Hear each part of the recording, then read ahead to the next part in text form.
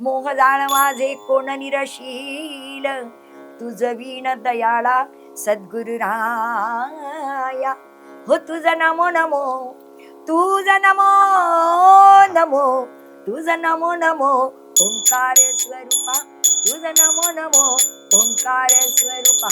तुझ नमो नमो ओंकार स्वरूपा. तुकडोजी महाराजांचं आठवतं का, कशाला जातो काशीला रे बाबा, कशाला पंढरी जातो.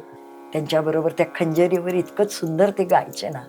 कशाला काशीला जातो रे बाबा, कशाला पंढरी जातो. आई बापाच ऐकत नाही, कोंबडी बकरी खातो रे बाबा, कशाला पंढरी जातो. कशाला काशीला जातो रे बाबा, कशाला पंढरी जातो. वयाच्या 16व्या वर्षी अगदी लहान वयात अगदी तुमचं लग्न. लग्न झालं. हे जरी मला बाळगुटी मिळाली होती, ते फक्त गाय पुरतं, नाचायचं बागडायचं एवढ्या पुरतं. त्यातलं एवढं तत्वज्ञान नव्हतं मला. आणि ते मिळवण्यासारखं घरातलंही तसं वातावरण नव्हतं. कारण सगळ्यात मोठी होते, मला 9 भावंड होती. त्यातली एक आधीच वारली 3 वर्षाची. आणि बाकीचे आम्ही 9 जण. पण त्यांना सांभाळता सांभाळता जेव्हा मी एक काकेला, एक हाताला, एक पाठीमागे चालत, असे 3-4 भावंड घेऊन मी आईचं घरातलं काम होईपर्यंत बाहेर घेऊन जायची. त्यांची आईच व्हायचात तुम्ही. जसं विठू माझा लेकूर वाळा, तसा चंदाताई आमची, असं झालं ते. मला गल्लीत सगळे चिडवायचे, आली लेकूर वाळी.